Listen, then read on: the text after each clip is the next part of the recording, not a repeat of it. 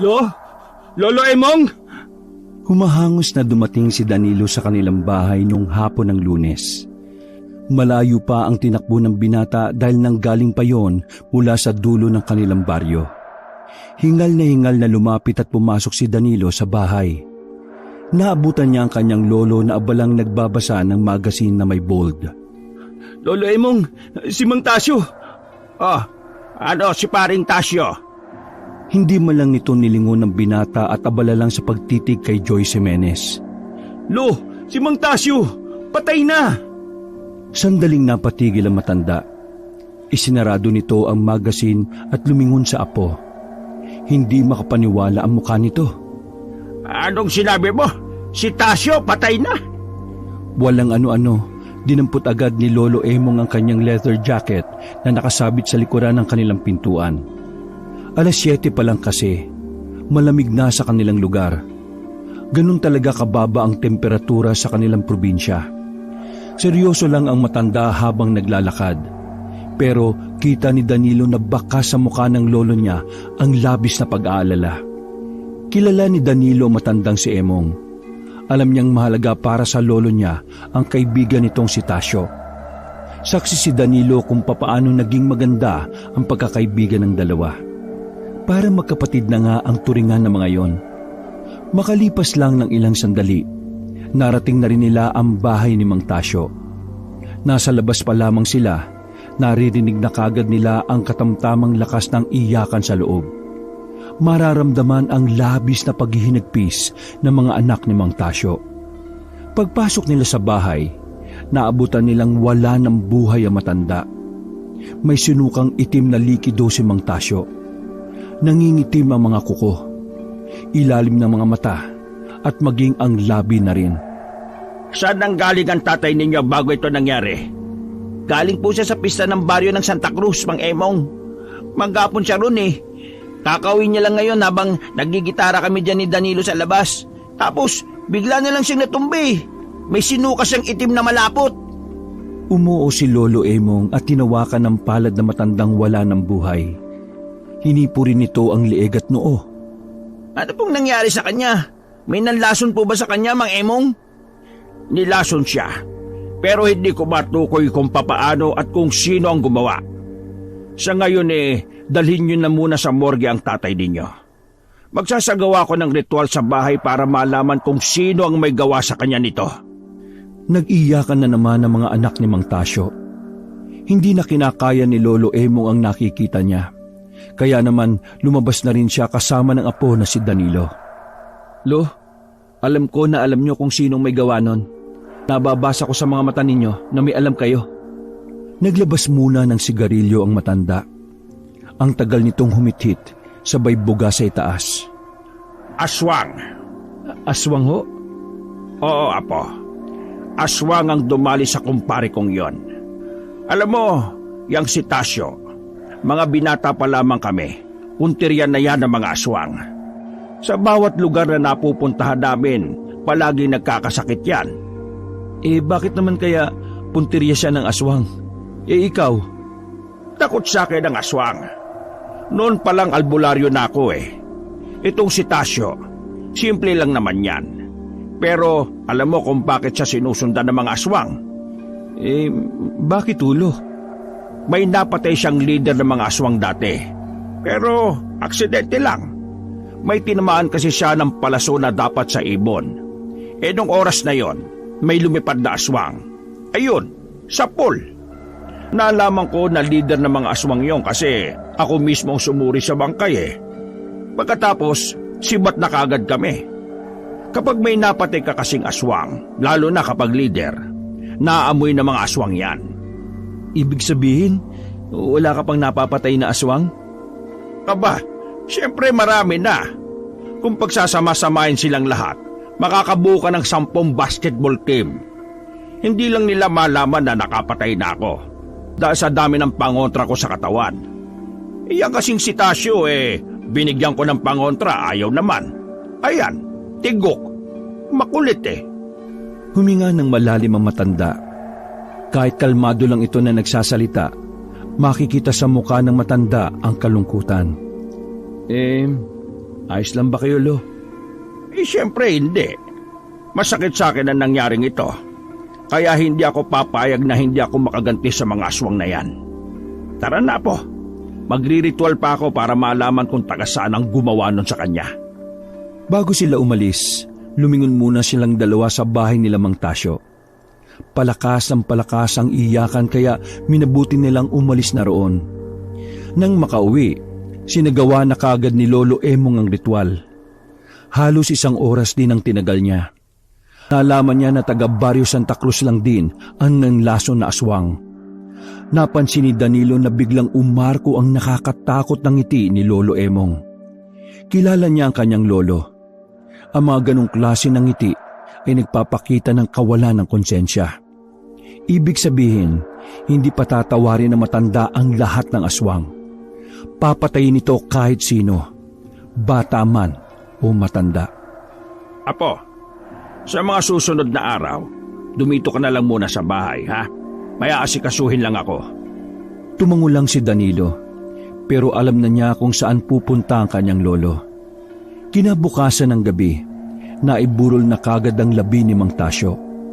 Marami ang nakiramay. Kilala rin kasi si Mang Tasyo sa buong probinsya nila. Gawa nga ng kaibigan nito ni Lolo Emong na higit na mas bantog na albularyo sa lahat. Halos wala nang madaanan sa bakuran sa unang burol ni Mang Tasyo.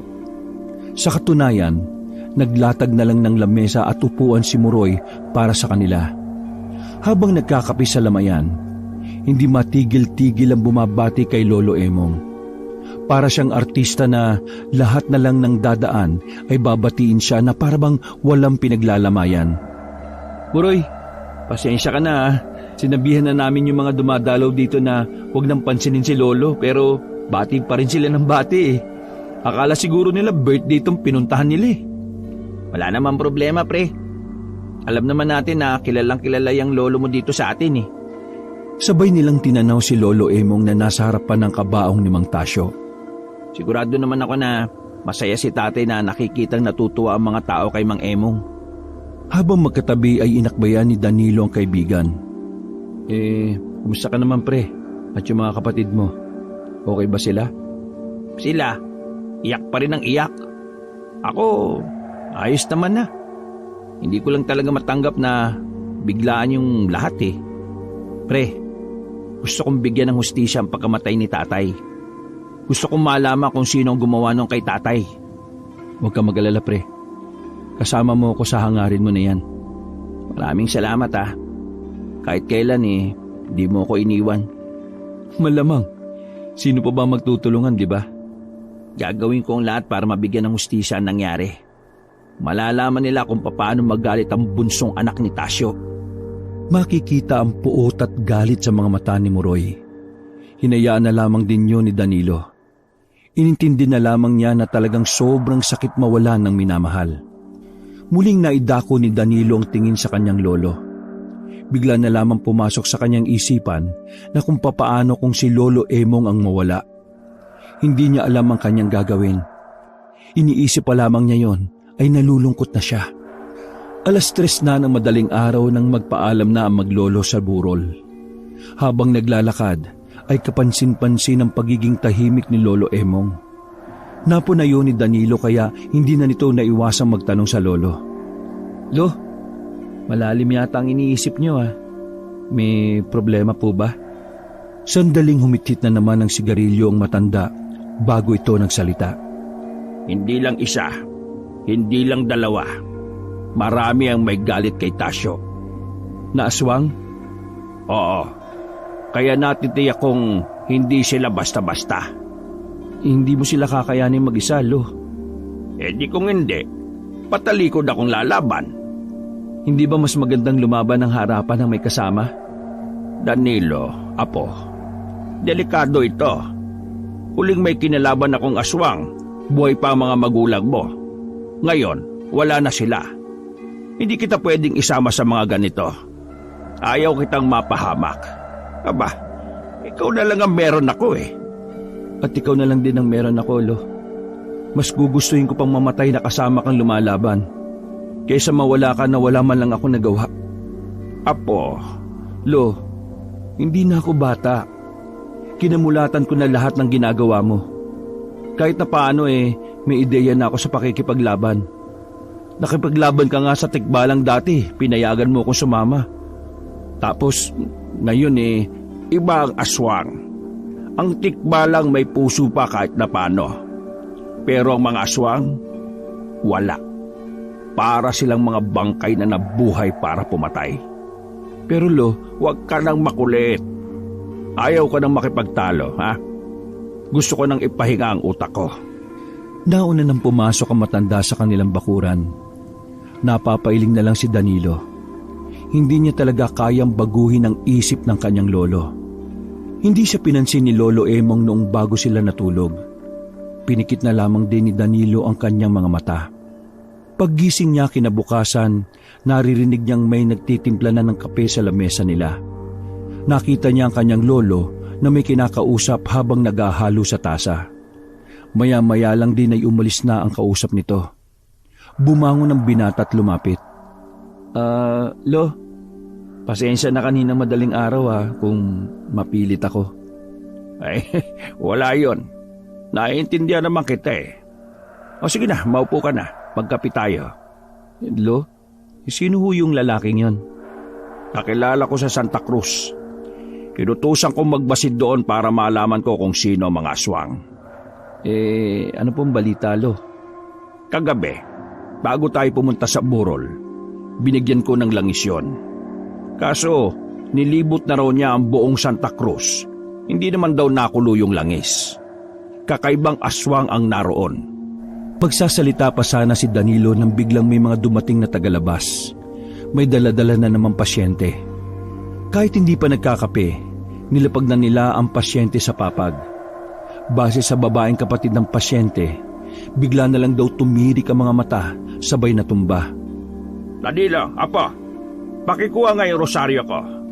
Parang, Diyos ko, Panginoon! Nagulat silang lahat ang biglang sumuka ng kulay itim ang pasyente. Katulad na katulad yon ng isinuka ni Mang Tasyo. Lo, huwag niyong sabihin, aswang ang dumali sa pasyente. Nag-iyakan ang mga may dala sa pasyente. Doon na rin kasi ito nalagutan ng hininga. Hindi naman makapaniwala si Danilo na bukod kay Mang Tasyo, may iba pa palang biniktima. Kinuha na ng mga babae ang bangkay ng lalaki at umalis. Isang oras lang ang nakalipas, pinuntahan sila ni Muroy sa bahay nila. Mang Emong, totoo ba? Aswang ang may gawa sa pasyente pumunta rito sa inyo kanina? Sandali. Paano mo nalaman?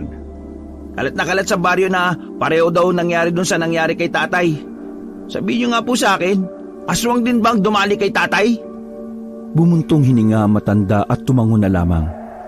Wala na siyang nagawa kundi ang aminin na lamang. Sininsa naman ni Lolo Emong si Danilo na sabihin ang totoo kay Muroy. Oo pre, aswang ang pumatay sa tatay mo. Aswang ang lumason kay Mang Tasyo. Walang iyang mga aswang yan. Papatayin ko sila. Mang Emong, sabihin niyo po sa akin, saan ko mahanap ang mga aswang? Muroy, hindi ngayon ang tamang panahon para dyan. Nakaburo lang tatay mo. Kung maaari, igalang mo ang lamay niya. Tama si Lolo pre. Hintayin na lang muna nating mailibing si Mang Tasyo. Nakikiusap ako sa inyo. Sabihin niyo sa akin, kailangan kong iganti si tatay. Paano mo papatayin ang aswang? Sige nga, naranasan mo na bang makaharap ang aswang? May alam ka ba sa aswang? Sandaling natahimik si Muroy. Para bang nasampal ito ng katotohanan na wala siyang laban sa mga nilalang na yon. Wala kang sapat na kaalaman sa mga kakalabanin mo. At yun ay ang isang malaking lamang nila sa'yo. Ang mga taong mangmang na tapang at bugso ng damdamin lang ang dala. Sila ang mga tangang namamatay agad sa gera.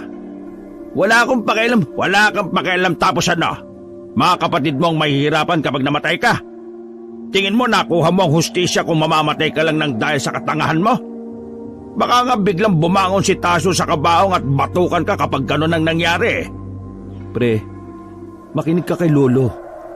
Hindi yan kikilalanin pinakamagaling na albularyo dito sa probinsya natin kung walang alam yan. Muroy, Naiintindihan ko ang nararamdaman mo. Pero sana, naiintindihan mo rin ang sitwasyon. Ako nga nakilala at batikang albularyo, nag-iingat sa gagawin kong hakbang. Ikaw pa kaya na walang alam at pagpapakain lang ng manok ang alam? Lo, medyo sobra na po yata yan. Kalmahan mo lang po, Lo. Sobra na ba? Pasensya na. Nilapitan ni Danilo si Moroy. Inakbayan ito at inalog-alog ang balikat. Pre, relax lang. Gagawa tayo ng paraan, pero dapat nag-iingat tayo. Pasensya na, pre. Pasensya na, Mang Emong Hindi ko gustong magkaganito. Nalulungkot lang ako sa mga nangyari. Huwag ka mag-alala. Gagawin ko ang lahat para magbayad ang gumawa nito sa iyong ama. Nahimasmasan na rin naman ang binatang si Moroy noong mga sandaling yon. Sinamahan na lang ni Danilo ang kaibigan na makabalik sa lamayan. Makalipas ang 1 linggo, nailibing na rin si Mang Tasyo. Kinagabihan, napansin ni Danilo na naglalagay ng kagamitan ng kanyang lolo sa malaking bag nito.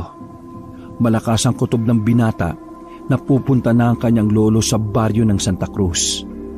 Nag-aalala si Danilo pero alam niyang hindi siya papayagan na matanda na sumama. Lo, 8:00 na. Saan naman ang punta niyo? Meron akong pupuntahan na pasyente. Hindi na makarating dito dahil hindi na siya kayang buhatin. Kaya ako na lang ang pupunta sa kanya. Ganun po ba? Kailan kayo uuwi? Baka bukas na ng umaga. Sige, Lo. Mag-iingat kayo kung saan man yan. Sige. Aalis na ako. Huwag ka nang lalayo, ha? Dito ka na lang sa bahay. Hinatid ni Danilo ang kanyang lolo palabas ng kanilang bakuran. Habang papalayo ang matanda, nagdadalawang isip siya kung susundan niya ba yon o hindi. Masama kasi ang kutob niya noong mga sandaling yon. Bigla namang dumating si Moroy. Nagtaka siya sa ganoong oras, dapat nagpapahinga na ang kanyang kaibigan. Bakit nandito ka? Dapat di ba nagpapahinga ka? Nasan si Mang Emong? Wala, kakalis lang. Saan nagpunta? Sabi niya may pupuntahan siyang pasyente. Pero iba ang kutob ko Pakiramdam ko pupuntahan niya na yung aswang Nanlaki ang mata ni Moroy at parabang nakakita na ito ng pag-asa para sa kanyang paghihiganti. Kanina pa ba umalis? Kaalis lang? Tara! Anong tara? Baliw ka ba? Hindi nga ako pinapasama Baliw ka rin ba? Hindi kakayanin ng lolo mo mga aswang. Kunwari ka pa. Gusto mo lang gumante, no? Ganun na rin yun. Bahala ka. Kung ayaw mo, ako susunod. Nauna nang maglakad si Moroy. Wala nang nagawa si Danilo kundi ang sundan na lang ang kaibigan. Sa bilis nilang naglakad, nakita nila ang matandang si Emong na may kinakausap na 3 lalaki sa isang bakuran. Huminto sila sa gilid at nagtago ng bahagya sa mga halaman. Sikat talaga ang lolo mo, no? Kada madaanan yata napapadaldal siya Isikat din naman ang tatay mo. Mga ilang sandali lang ay nakita na nila na nagpatuloy na sa paglalakad ang matanda. Kampanteng-kampante lang si Lolo Emong kahit na mag-isa yon. Walang katakot-takot kahit na siya lamang ang nasa daan. Pero lingid sa kaalaman ng matanda na sinusundan na pala siya ng 2. Hindi rin namalayan ni Danilo at Moroy na nakarating na rin sila sa baryo ng Santa Cruz. Bigla na lang ding nawala sa paningin nila si Lolo Emong nang makapasok na sila sa bukana. Nasaan si Lolo? Naramdaman niya kaya tayo? Bigla na lang nawala Hindi naman siguro. Tahimik na ang buong Santa Cruz ng mga sandaling yon. May mga tao pa naman sa mga bakuran pero wala silang nakikitang nag-iingay. Lahat ay tahimik. Ang sabi ni Lolo, nandito raw ang mga aswang. Ang kaso nga lang mahirap matukoy kung sino. Kaya yung mga nadadaanan natin, hindi natin alam kung tao yan o baka yan na yung mga aswang Kahit pa sa mga yan, hindi ako natatakot. Magbabayad sila sa ginawa nila kay tatay. Tinahak pa nila ang baryo hanggang makarating na sila sa gitnang parte. Narinig nila ang boses ni Lolo Emong na nasa loob ng isang bahay. Kalmado lang naman ang tono nito pero nakakatakot ang mga lumalabas na salita sa bibig nito. Lumapit pa ng bahagya ang magkaibigan para pakinggan ang usapan. Kapag hindi mo sinabi sa akin kung nasaan ang mga kasama mo, papatayin kita ngayon. Kasama nang nandyan sa tiyan mo. Hindi ko alam kung nasaan sila. Sino sa inyong mga aswang ang nanlalason? Sabihin mo! Malapit nang maubos ang pasensya ko, aswang ka! Narinig ni Danilo at Muroy ang paghugot ni Lolo Emong ng itak. Magsalita ka o papatayin ko yung isisilang mo pa lang. Sandaling namayani ang katahimikan. Nung oras na yon, nakaramdam ng takot si Danilo sa kanyang lolo.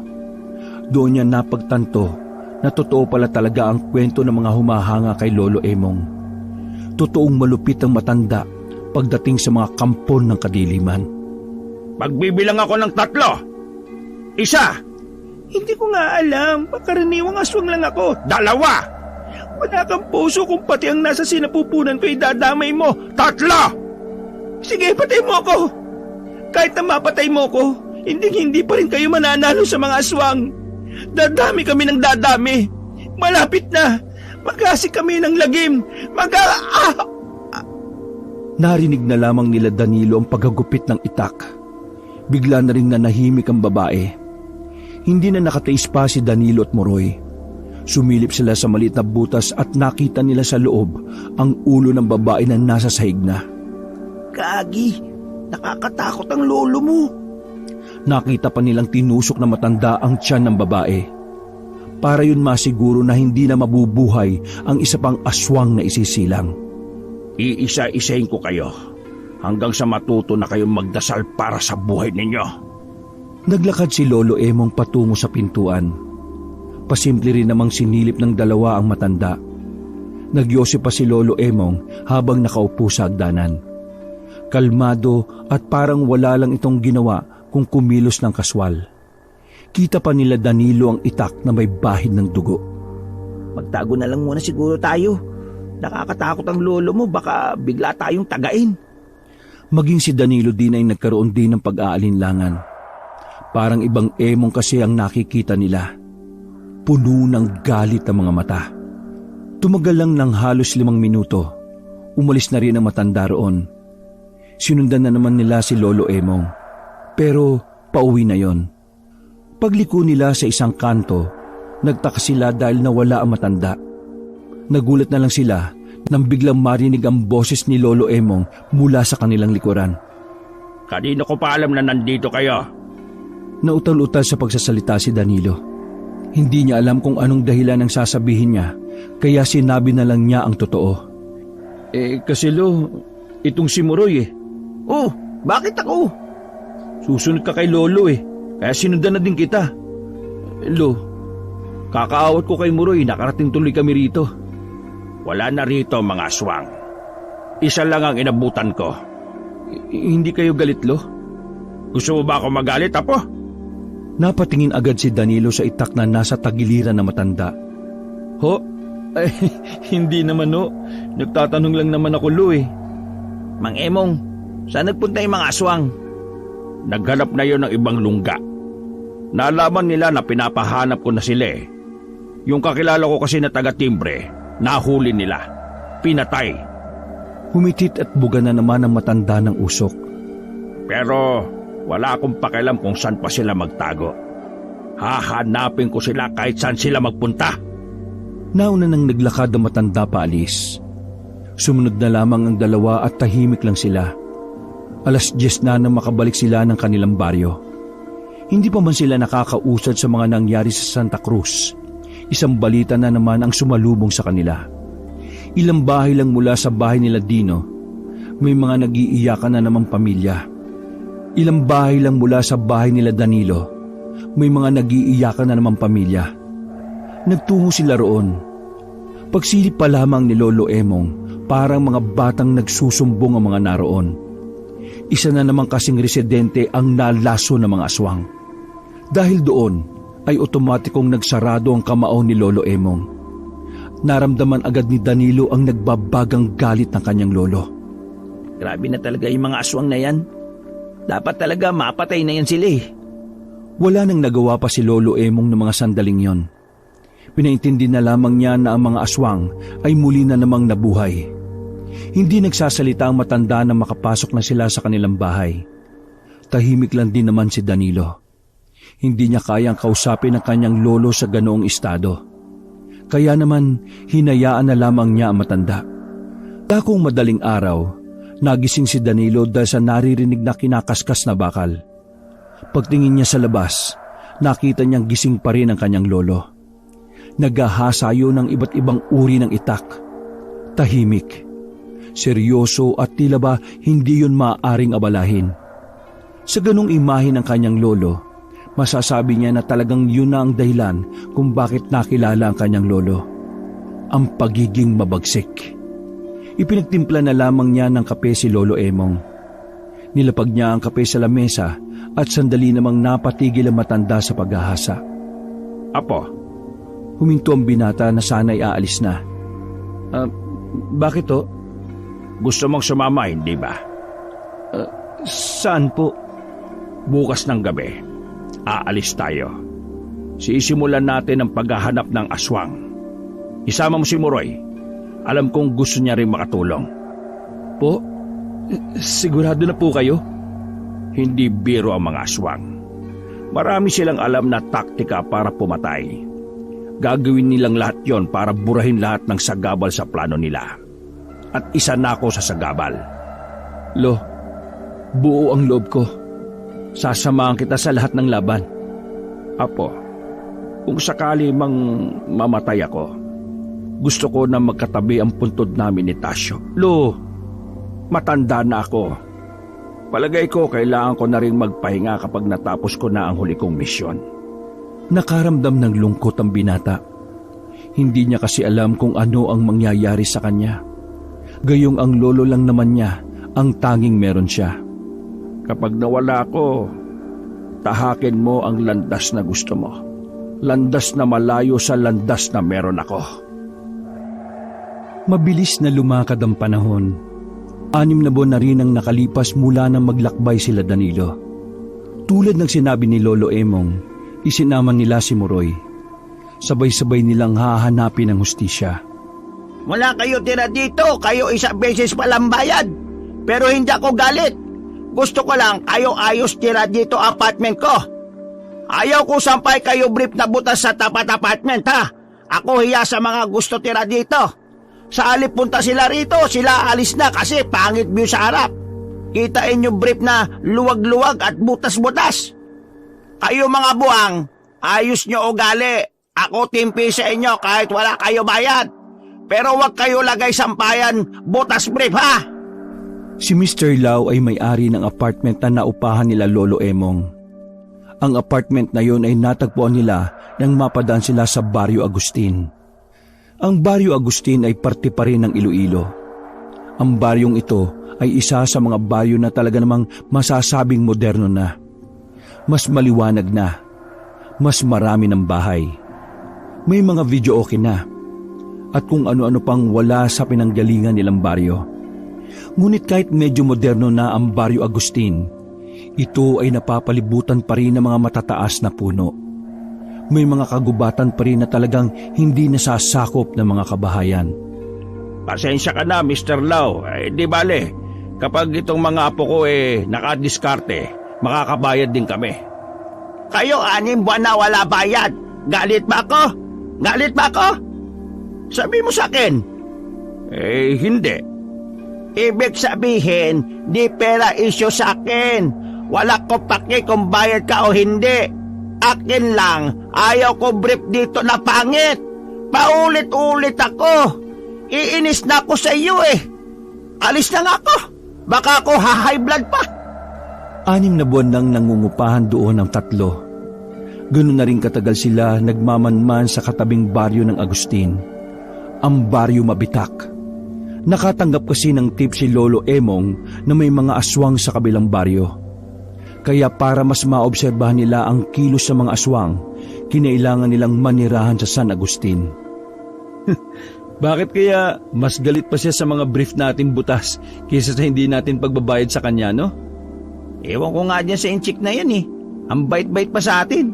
Sabi ng ibang nakatira dito, tayo lang daw binibigyan ng ulam ng inchik na yun. Napaisip si Danilo. Napapansin niya rin kasi ang mga bagay na yon. Mula nang manirahan sila roon ay parang lagi silang pinapabura ni Mr. Lau. Hayaan nyo na. Ang mahalaga wala tayong binabayaran. Mamayang gabi, aalis tayo ulit. Pista kasi sa Baryo Mabitak ngayon. Magpapanggap tayong makikipiesta. Malakas ang loob ko lalabas sa lungga ang mga lintik na aswang na yan. Sana naman makita na natin sila. Ang tagal na nating nawala sa baryo natin. Pumasok na rin sila sa kanilang silid. Katamtaman lang ang laki ng kwarto nilang tatlo. Sapat na para magkasya sila sa pagtulog. Sa lugar na yon, walang gaanong nakakakilala kay Lolo Emong. Naninibago nga si Danilo sa baryo. Sa baryo kasi nila, palagi na lamang may bumabati sa kanyang lolo. Pero doon, wala. Ni hindi nga sila pinapansin ng ibang nangungupahan. Natulog ang tatlo nung hapon na yon. Nakalubog na ang araw nang magising sila. Naganda na kaagad sila para sa kanilang lakad. Dala ang bag na nakasukbit sa likod. Inilagay ni Danilo ang lahat ng gamit ng kanyang lolo. Kasama na roon ay ang ilang armas na pantapos ng aswang. Umayos kayong dalawa mamaya ha. Ayaw ko ng tatanga-tanga. Hindi sila pwedeng makahalata na may kasama kayong albularyo. Hindi natin kilala mga taga roon, kaya wala tayong ideya kung sino-sino sa kanila ang aswang. Gamitin nyo yung mga itinuro ko sa inyo. Siguro naman ay naaalala nyo lahat yon. Opo, Lo. Pero Lo, paano pala pag may nakaengkwentro na pala tayong aswang? Huhulihin ba natin o papatayin natin? Huhulihin natin. Kailangan nating malaman kung bakit sila nang lalason sa halip na kainin ang laman loob ng biktima. Pero kung sakaling pumalag, walang magdadalawang isip tudasin kagad. Kesa kayo pa ang malagay sa alanganin. Gamitin nyo ang lahat na itinuro ko sa inyo laban sa mga aswang. Mang Emong, tama nga talaga sinabi ni tatay nung nabubuhay pa siya. Astig pala talaga kayo. Yang tatay mo magaling gumawa ng kwento Di ka dapat naniniwala ron. Tara na nga. Nasa hagdanan na sila na makasalubong nila ang incheck na si Mr. Lau. Oh, gabi na. Kayo saan pupunta? Mr. Lau, mag-ano kami, mamumundok. Ano? Manununtok? Ba't kayo manununtok? Masama kayo? Mr. Lau, mamumundok po. Aakyat po kami ng bundok. Bundok sabi mo. Kala ko suntok. Pero ba't kayo aakyat bundok? Alam nyo may aswang. Di ba kayo takot? Hindi naman po. Lalo na kasama namin si Lolo Emong. Biglang umiti ang inchik habang nakatingin kay Lolo Emong. Okay. Basta kayo uwi ligtas Naglakad na ang inchik pataas ng hagdanan. Napapailing na lamang si Danilo. Lo, bakit kaya ang bait nun sa atin, no? Di kaya aswang yon? Tapos kinukuha niya yung loob natin? Pambihira ka naman. Wala namang aswang na inchik po. Tayo nang at magsimula na maglakad. Umalis na rin ang tatlo. Hindi naman kalayuan ng Baryo Mabitak, kaya nilakad na lang nila papunta roon. Dumaan sila sa gubat para mas mabilis. Pero habang nasa kagubatan sila, meron silang nakitang kakaiba. Sumenya si Lolo Emong para huminto sila. Maraan silang umupo at sumilip sa pagitan ng mga halaman. Lo, ano yung mga yan? Mga taga Mabitak yan. Totoo nga na sa Mabitak sila nagpupugad. Mang Emong, kumukulo na po yung langis. Nakatingin lang muna sila sa halos 10 kalalakihan na may buhat-buhat na mga taong walang malay. Tuloy-tuloy nilang binuhat yon at dinala sa lugar na mailaw at maliwanag. Nakita nyo naman, marami sila. Yun pa lang yun, wala pa yung iba. Elo, paano kung yung Baryo Mabitak baryo pala ng aswang? Di tigok tayo. Natahimik na lamang si Danilo at Moroy noong mga sandaling yon. Maya-maya pa, pasimple naman nilang sinundan ng mga kalalakihan na kanilang nakita. Dumaan ang mga kalalakihan sa ibang direksyon. Hindi yun nagtungo sa bukana ng baryo.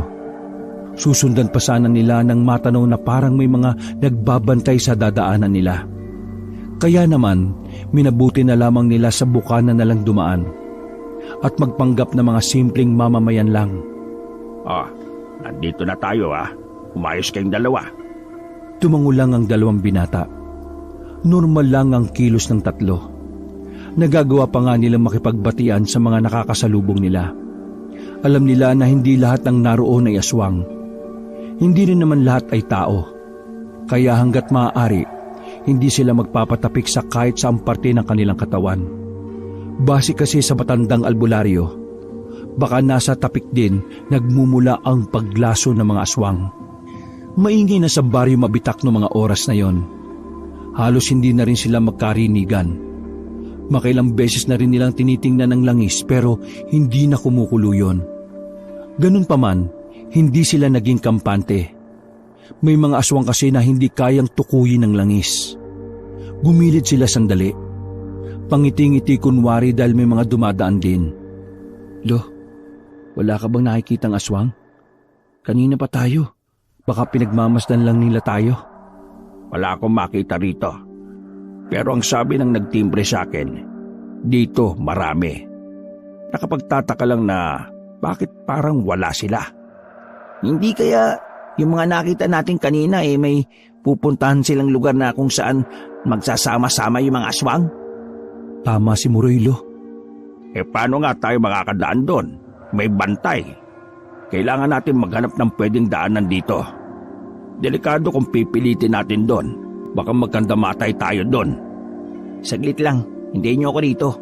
Hahanap lang ako ng pwedeng maiihian. Bisa mo lang Nagmamadaling umalis si Muroy, na natili namang nakatayo roon na maglolo. Pinagmamasdan nila ang mga taong nagkakasiyahan.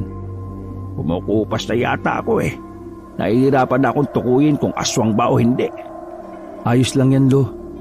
Mamaya Hindi na naituloy ni Danilo ang kanyang sasabihin nang biglang bumalik agad si Muroy. Oh, nabasa short mo. Akala ko ba iihi ka? Hindi ko nga natapos kasi may narinig ako nag-uusap. Nasa bandang ilog ng mga aswang. May ginagawa na silang ritual. Ilog? Nasaan bang ilog dito? Doon pumunta yung dalawa sa dulo. Parang may ibang daan doon Tara, sundan natin yung dalawa. Wala nang sinayang na pagkakataon ng tatlo. Nagmamadali silang naglakad at nagawa pa nilang abutan ng dalawang lalaki na sinabi ni Muroy. Mabagal lang din kasing maglakad ang mga yon. Wala pang 10 minuto, narating na nila ang ilog. Malayo na rin yon sa baryo Mabitak. Sa kabilang banda ng ilog na kung saan tumawid ang dalawang lalaki, naririnig nilang may mga parang kumakanta. Naintriga ang tatlo, lalo na si Danilo na tila ba manghang-mangha sa naririnig. Lo, ito na yata yun. Sige, iandaan niyo yung mga sarili ninyo. Mamamatay na ba tayo? Oo, kung magiging tanga ka. Kaya sumunod ka lang sa amin.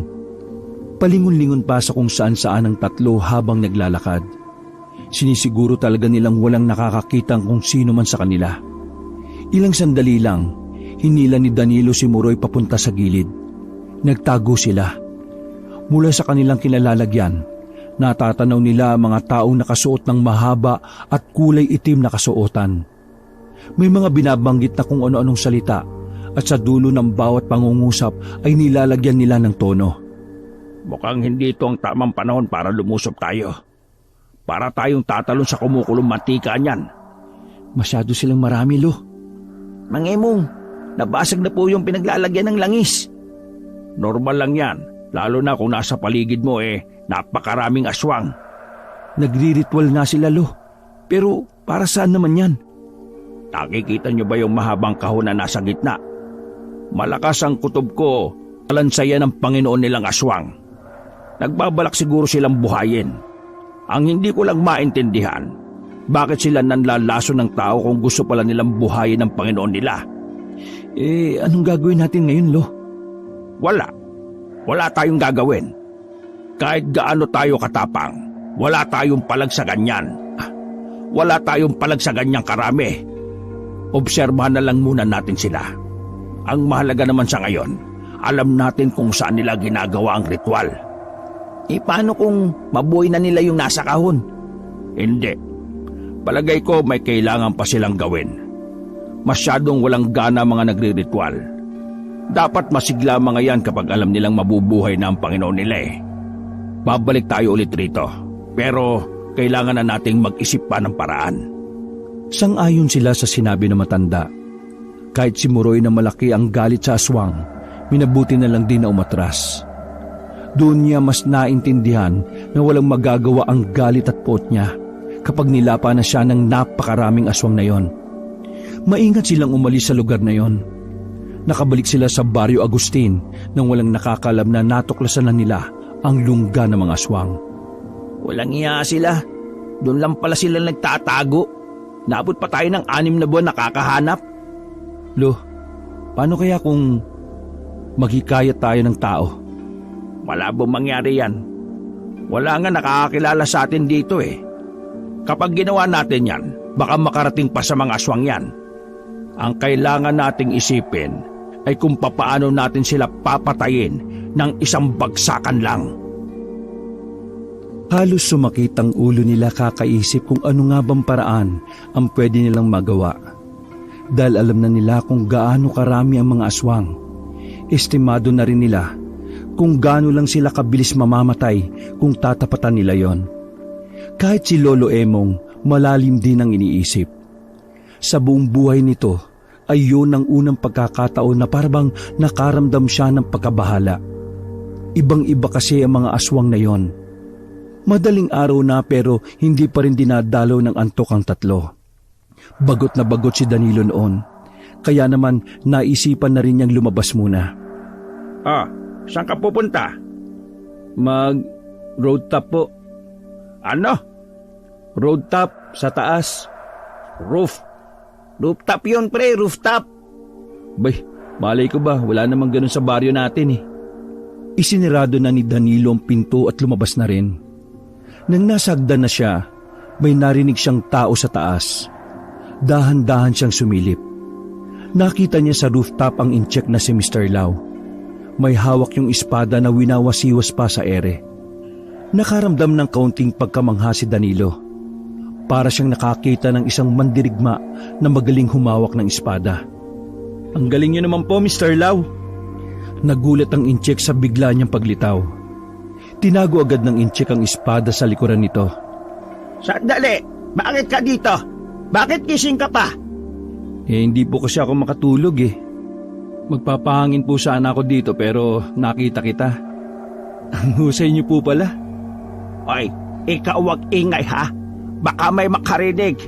Etong kita mo, atin-atin lang to. Wala ka na iba sasabihan. Bakit naman po? Basta, wag ka na tatanong. Iika-ikang naglakad ang matandang incheck para sana umalis na lang. Pero napatigil ito sa sinabi ni Danilo. Nakapagtataka, hindi ka Pilipino pero naniniwala kang may aswang. Bakit to? May nangyari ba na nagtulak sa inyo para maniwala? Humarap muli ang incheck at tinusok ang espada sa semento. Ayaw ko na pag-usapan. Huwag ka na tanong. Sino ka ba talaga? Napalingon naman ang incheck sa gilid ng haligi ng hagdanan. Naroon na pala si Lolo Emong at si Muroy. Emong, kilala mo ko. Alam kong kilala mo ko. Dahil una pa lang, iba na ang pakikitungo mo sa amin. Oo nga, parang ang bait mo sa amin eh. Yung ibang binibigyan mo ng puto, wala man lang daw lasa, sabi ng iba. Pero nung si Lolo Emong, siopaw ang binigay mo. Asado pa, tapos espesyal. At inayos mo rin yung tsinelas ni Mang Emong. Pero yung akin na sira, wala kang pakialam. Umamin ka na, Mr. Lau. May gusto ka ba kay Mang Emong? Aba, ito isa nyo kasama, parang luwag tornilyo utak na. Bakit nga ganun ang trato mo sa amin? Ni hindi mo nga kami sinisingil eh. Umamin ka na. Oo na, ako na amin sa inyo. Iika-ikang naglakad ang incheck patungo sa upuang kahoy. Una ko palang kita si Emong, ako sobra saya. Kasi kilala ko Emong. Galing albularyo yan, husay talaga. dito lagi usapan si Emong. Sabi nila, takot aswang sa kanya. Basta, una ko kita si Emong, grabe saya puso ko. Sabi na nga may gusto ka talaga sa kanya Pag ikaw di tahimik, ikaw palayasin ko. Pre, hayaan mo muna kasi matapos. Nanahimik si Moroy at sumandal na lang din sa pader. Dahil kay Emong, pag-asa sa puso ko bigla bubuhay. Bigla sisigla. Kita ko liwanag kay Emong. Isip-isip ko, sa wakas, pwede nakuha ko hustisya. Anong hustisya? Bakit? Saan mo gagamitin ang hustisya na kailangan mo? Sa kinanak. Anak ko ninyo? Ako meron anak. Kasing edad mo, Danilo. Siya lang meron ako. Pero isa araw, uwi siya dito suka itim na tubig. Pagtapos niya suka, wala. Patay na. Ayaw ko niwala sa albularyo pero subo ko siya patingin. Sabi albularyo, lason daw siya aswang. Ako niwala talaga nun. Pero niwala lang ako nung makita ko aswang sa gubat. Marami sila. Ako galit. Pero wala ko gawa. Di ko sila kaya. Di ko kaya bigay hustisya sa anak ko. Wala ako kwenta, Ama. Isang buwan na lipas pero ako wala gawa. Nakita na lamang nila na napayuko ang incheck. Kita nilang humikbi na si Mr. Lau, kaya naman nilapitan nila yon. May magagawa ka pa naman Ang husay mo kayo makipag-ispadahan. Nagangat ng tingin ng incheck. Tumayo siya at iiling-iling. Ako wala kwenta dahil dito. Tinaas ni Mr. Lau ang suot nitong pantalon.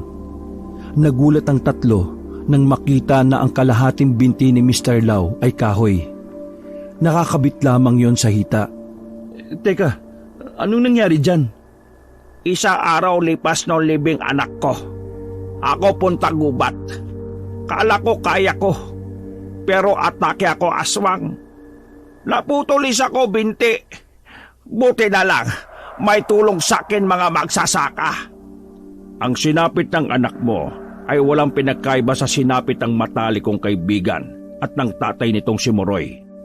Tulad ng anak mo, nilason din siya ng aswang. Sa katunayan, kaya kami nandito, para tapusin ang kasamaan na ginagawa ng mga aswang. Tulad mo, hustisya rin ang hanap namin. Mas lalong nagkaroon ng ningning ang mga mata ng kawawang incheck. Totoo? Di ako paniwala. Ako may kasama na sa hanap na hustisya. Hindi ganun kadali ang lahat. Alam na namin kung nasaan sila nagkukuta. Ang kaso nga lang, masyado silang marami.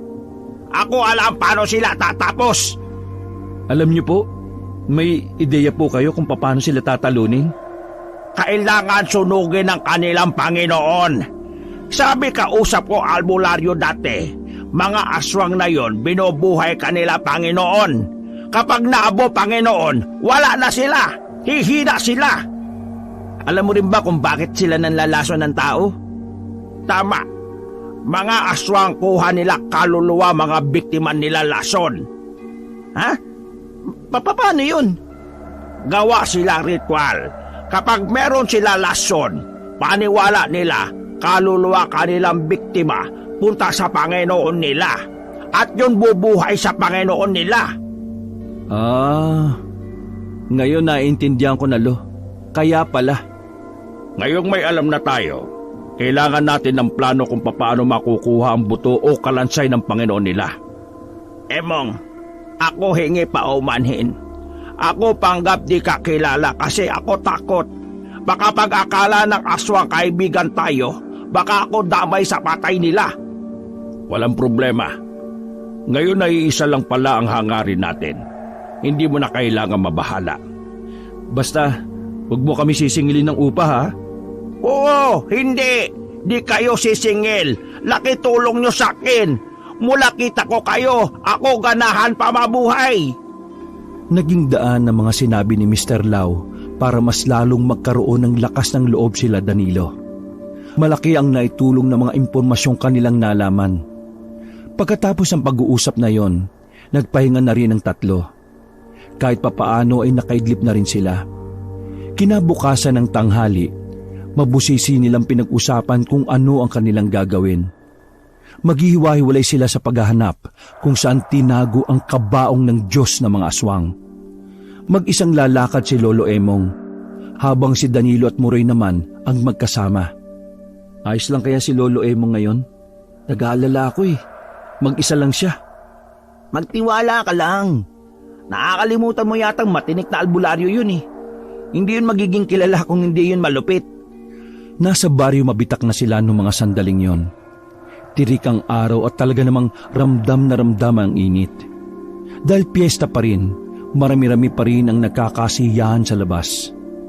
Ayun, tindahan. Tara, soft drinks muna tayo. Oo, mabuti pa nga.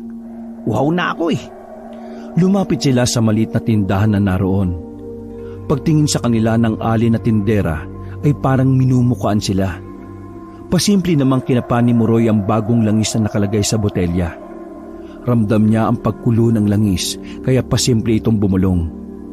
Pre, aswang yung tindera. Dahil doon, hindi na lang sila bumili. Malaki kasi ang posibilidad na baka yang gawin lang sila ng tindera. Tinis na lamang nila ang kanilang uhaw. Lumingon-lingon sila sa paligid. Nakita nilang lumabas ang tindera sa tindahan at naglakad yon palayo. Naintriga naman si Danilo at Muroy. Sinamantala nila ang pagkakataon na maraming tao. Nakisabay sila sa mga yon para sundan ang tindera. Nakarating sila sa isang bahay na yari sa kahoy. Pero di hamak na maganda ang bahay na yon kumpara sa ibang bahay. Pre, tingnan mo oh. Aswang din kaya yung may-ari ng bahay na yan? Siguro, diyan pumasok yung babae. Pre, mukhang ano? Ano ba yun? Nakatingin pa rin si Danilo sa bahay, habang si Muroy naman ay hindi na mapinta ang mukha na nakatingin naman sa kanilang likuran. Pre, nandito sila oh. Pagharap ni Danilo, may 3 lalaki na nakatayo sa likuran nila. Nakatingin ng masama sa kanila at namumula ang mga mata. Malakas ang kulo ng langis. Unang nahawakan si Muroy, pero kinigat niya ang kamay ng isang lalaki kaya agad siya nitong nabitiwan. Nasa aktong papalibutan sila na magsisigaw si Muroy. Mga tao, may aswang! May aswang dito! Kukunin nila kami! Lalosunin nila kayong lahat! Walang nakakarinig sa kanila dahil bigla na lang may lumakas na tugtog. Pero sapat na ang ginawa ni Muroy para mailang ang 3 aswang na lalaki. Sa sobrang takot, tumakbo paalis ang 2. Hindi sila basta-basta pwedeng umuwi. Kailangan nilang hintayin si Lolo Emong. Kaya naman nanatili lang sila sa loob ng baryo mabitak. Buisit, iningal ako dun ah. Hindi na ba tayo nasundan nun? Hindi na siguro. Ang layo na natin eh. Umupo ang 2 sa gilid ng daan kahit na malupa. Sigurado ko na aabisuhan na nila ang ibang mga aswang. Baliw ka kasi, sumigaw-sigaw ka pa eh. Eh kung hindi ko ginawa yun, hindi tayo makakarating dito. Hindi tayo makakaligtas. Uy, paano na tayo ngayon? Wala tayong kaalam-alam kung nasaan si Lolo Emong. Eh di, magdasal na lang tayo pre. Malay mo, pakinggan tayo ng Diyos. Tara, dun muna tayo. Hindi tayo pwedeng pakalat-kalat lang tayo sa daan. Tumungo ang 2 sa bilyaran na kanilang nakita. Kumilos lang sila ng normal. Nang sa ganon, walang makahalatang aswang sa kanila sakaling meron. Pre, tingnan mo. Nakalaylay dila nung isa oh, kapag titira na siya. Uy, manahimik ka nga. Paluin ka ng takon yan eh. Pansamantalang tumambay ang 2 sa bilyaran. Halos 1 oras din ang pinalipas nila. Parang ayaw na nilang umalis doon. Pareho na kasi silang natakot na baka mabihag sila ng mga aswang na yon. Maya-maya pa, naramdaman na lamang ni Muroy na kumukulo ang langis sa kanyang bulsa. Agad nitong hinila si Danilo patungo sa likuran ng mga nakatambak na gulong. Natanaw nilang pareho na may mga paparating. Napalagay nila ay mga aswang. Mga itsura palang mukha nang hindi gagawa ng maganda eh. Ganyan pala ang mga itsura nila no, kapag nakanyang tao, mapuputla. Napapalunok ng laway ang 2. Sabay silang nagdadasal sa isip na sana hindi mapadaan sa harapan nila ang mga lalaking yon. Parang hinahanap talaga nila tayo. Tingnan mo, parang takot sa kanila yung mga tao sa bilyaran, no? Alam kaya nila na aswang ang mga lintik na yan? Nakahinga ng maluwag ang dalawa nang nakitang umalis na sa bilyaran ng mga yon. Sinamantala na nila ang pagkakataon na makaalis. Dahil hindi naman nila mahanap-hanap si Lolo Emong, napagpasya ng dalawa na lisanin ng lugar na yon. Pero ibang daan na ang kanilang tinahak. Hindi na kasi sila makakabalik sa unang nilang dinaanan. Hindi parang mali itong desisyon natin eh. Paanong mali? Hindi nga natin mahanap si Mang Emong. Hayaan na lang ba natin siya doon? Gusto mo bang mamatay tayo? Pag gabi na mas malakas na pakiramdam ng aswang kapag gabi. Mas marami sila. Gusto bang mahuli nila tayo? O sige na, mauna ka sa apartment. Kailangan kong hanapin si Lolo. Uy, wag kang tanga. Anong tanga? Kapag nawala si Lolo, wala na akong pamilya na may tuturing. Siya na lang ang meron ako. Kapag nawala siya, wala nang saysay itong buhay ko. Para ka naman bata natakot mawala ng magulang. Matanda ka na. Umayos ka na. Utang hindi mo ako maintindihan kasi marami ka namang pamilya. Kahit nawala na sa iyo si Mang Tasyo, may mga kapatid ka pa naman eh. Sandaling natahimik si Muroy. Hindi niya inaasahan na maririnig yon sa kanyang kaibigan. Sinasabi mo na ayos lang na nawala si tatay kasi may mga kapatid pa ako na nagmamahal sa akin, ganun ba? Bahala ka. Basta babalik ako. Hindi mo ako maintindihan kahit kailan. Kaya ba ayaw mong balikan ko si Lolo Emong doon? Dahil kapag namatay siya, saka ko lang maintindihan ang nararamdaman mo? Napamura na si Muroy noong mga sandaling yon. Hindi na kinaya ng pasensya niya ang kakitira ng isip ni Danilo. Ewan ko sa'yo. Akala ko ang tanga-tanga ko. Mas tanga ka pa pala, lintik ka. Ano? Lintik ako? Oo, inutil ka rin. Tuluyan na nagkapikunan ng dalawa. Mas inuuna mo pa yung emosyon mo Hindi mo man lang naisip na ayaw ko lang din mawala ng kaibigan. Sige, bumalik ka ron. Tingnan natin kung makabalik ka pa sa apartment. Bahala ka nga, tanga ka. Yabang mo Nasaktong lalapitan na sana ni Danilo ang kaibigan nang may marinig silang mga boses na parang kumakanta. Pareho silang nagtaka. Ang alam nila, sa ilog sinasagawa ang ritual. Pero noong mga sandaling yon, sa bundok. Naintrigang dalawa. Medyo mahina ang mga naririnig nila kaya alam nilang malayo-layo pa yon sa kanila. Pag-akyat nila ng bahagya, nakita nila sa taas na nakapalibot ang mga aswang sa isang kabaong. Laking gulat nila dahil ang buong akala nila ay malayo pa ang mga nagriritual. Mas lalo silang nagulat nang merong humila sa kanila papunta sa kawayan. Ano pang ginagawa nyo rito? At bakit kayo nakadungaw dyan? Para kayong mga tanga. Ligtas ka. Salamat naman. Oh, ayan ang lolo mo. Huwag ka na magmaktol. Manahimik ka, duwag. Mas maganda ngang maging duwag na may utak kaysa matapang na walang utak. Di ba po, Mang Emong? Pagkaaway ba kayo? Iyan kasi duwag Ayaw kanyang iligtas kita. Gusto ka yatang mamatay Iligtas daw. Nauna pa nga't tumakbo nung makakita ng aswang Oo, sige. Mag-ingay pa kayo mga bisit kayo. Saka lamang natahimik ang dalawa nang makatikim na sila ng malakas na batok mula sa matanda. Paalis na ako kung di ko lang kayo nakita rito, makabisit kayo. Elo, ano yung dala mong sako? Nandito na yung kalansay ng Diyos-Diyosa nila. Paano niyo po nagawang kunin? Ang husay niyo naman. Natagpuan ko ito sa isa pang kuwebang malapit sa ilog. Maraming bantay na aswang doon. Kaya ginamit ko yung gamot na kapag naamoy ng aswang, makakatulog sila.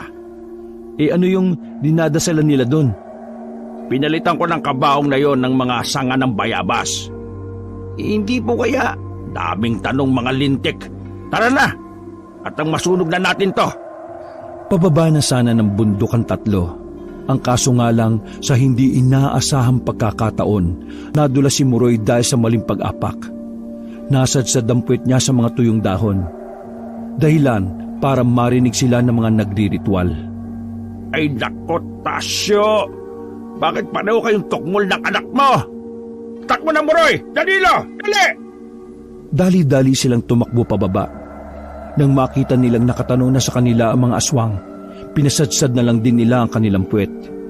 Parang mga langgam at alimangong gumapang ang mga aswang pababa. Nang makababa na sila ng bundok, dinukot na ni Lolo Emong ang itak niya. Kinuha na rin ni Danilo at Muroy ang latigo na pinagamit sa kanila ng albularyo. Dahil mukhang alam na nila na ito ang buto-buto ng Diyos nila, magdasal pa kayo na sana mabuhay pa tayo rito. Mga baliw kasi kayo eh.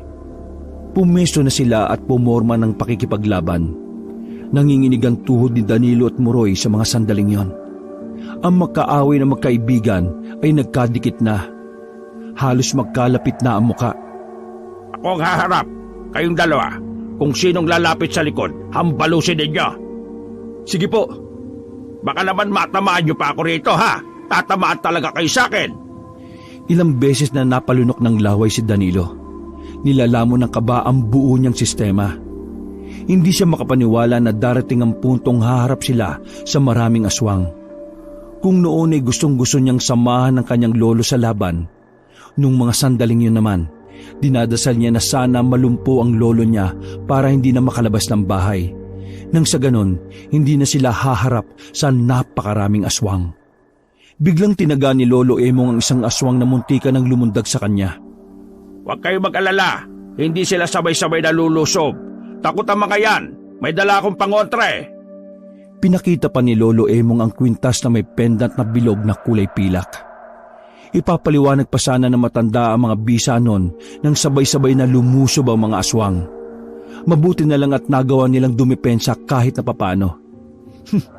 Langyalo. Joke lang yata yung kwintas na yan eh. Tingin ko nga rin po. Palagay ko, hindi na natin sila kaya kapag tumagal. Kaya ang dapat natin gawin, tumakbo! Habang bitbit pa rin nila ang sako kung saan nakalagay ang buto ng Diyos ng mga aswang, kumari pa sila ng takbo palayo. Pero hindi nawawala sa likuran nila ang mga aswang. Hanggang sa makarating na sila sa kalsada at nakasunod pa rin ang mga yon. Sa kasamaang palad nga ay unti-unti na silang naabutan. Napasigaw na lang si Muroy nang mahawakan na ang damit niya. Agad siyang tumigil ng sandali at hinugupit ng latigo ang aswang. Napahinto sila sa pagtakbo na makitang may papasalubong ding mga aswang sa direksyon nila.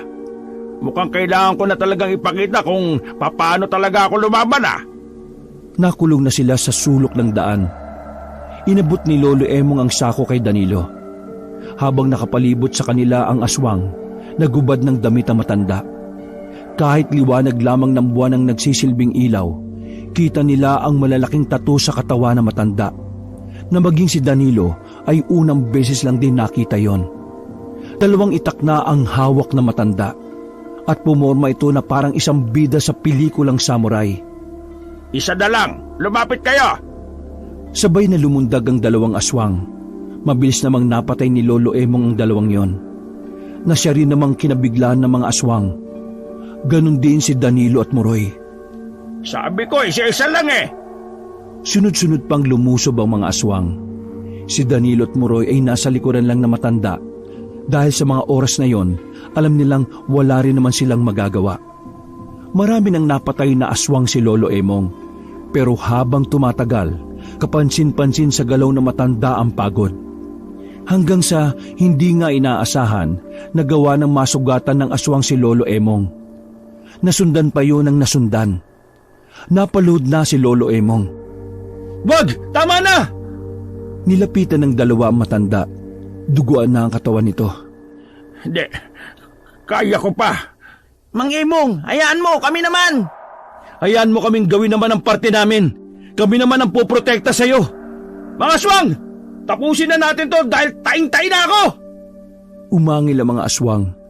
Nasa aktong aatake na sila ulit nang may humarurot na sasakyan mula sa likuran. Sunod-sunod na putok ang narinig mula sa sasakyan. Kanya-kanya naman pulasan ng mga aswang na parang mga natatarantang daga. Huminto ang sasakyan sa harap nila at bumaba roon ang iikaykang si Mr. Lau. Kasama nito ang mga nangungupahan sa apartment na hindi alam nila Lolo Emong na mga basigulerong binata pala mga yon. May kanya-kanyang baril. Ako dala mga borders ko na sira ulo. Gusto rin nila kasi patay aswang kasi wala silang gawa sa buhay na maganda. Ay nako, ako salamat kayo ligtas. Dali, ali kayo, sakay na kayo.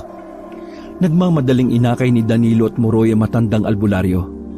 Dala-dala pa rin nila ang buto ng Diyos ng mga aswang. Pagbalik nila sa kanilang apartment, hindi na sila nagsayang ng oras. Bago pa sila masundan ng mga aswang, umakyat na sila sa rooftop. Nilatag nila sa lapag ang buto. Binuhusan kagad nila yon ng gaas at saka sinilaban.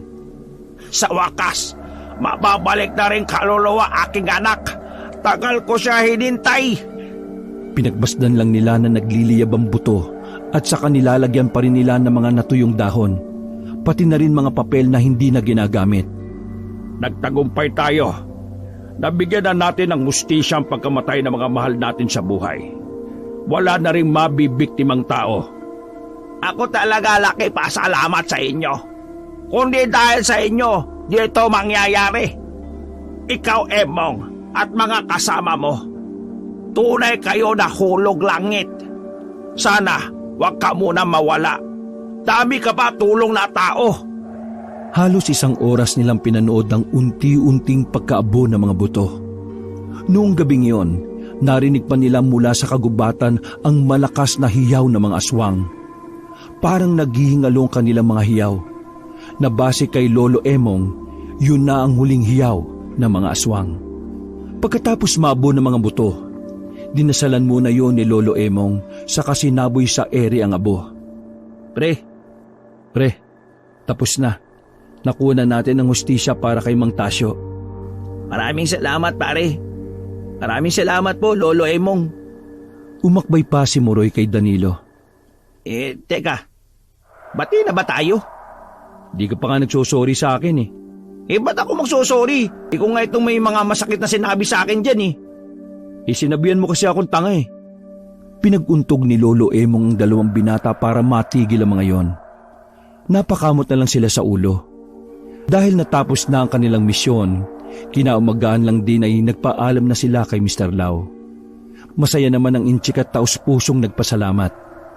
Bago sila bumalik sa kanilang baryo, pumunta muna sila saglit sa baryo Mabitak. Pagdating nila roon, masaya ang mga tao. Narinig nila na sa wakas, wala na raw ang mga salot na tumatakot sa kanila. Doon na pagtanto ni Lolo Emong na pinaghaharian pala talaga ng mga aswang ang Mabitak. Mabuti na lang talaga at napagtagumpayan nila ang laban na yon. Nang makabalik sa baryo ay nagkaayos naman si Danilo at Moroy. At dahil sa dala nilang balita, mas lalong nakilala si Lolo Emong sa kanilang baryo at sa buong probinsya. Lahat na naman ng tao ay mataas ang pagtingin sa kanya. Wala namang pakialam si Lolo Emong sa kasikatan. Ang mahalaga lang sa kanya, ligtas ang mga tao. Lalong-lalo na ang kanyang mga minamahal. Wakas.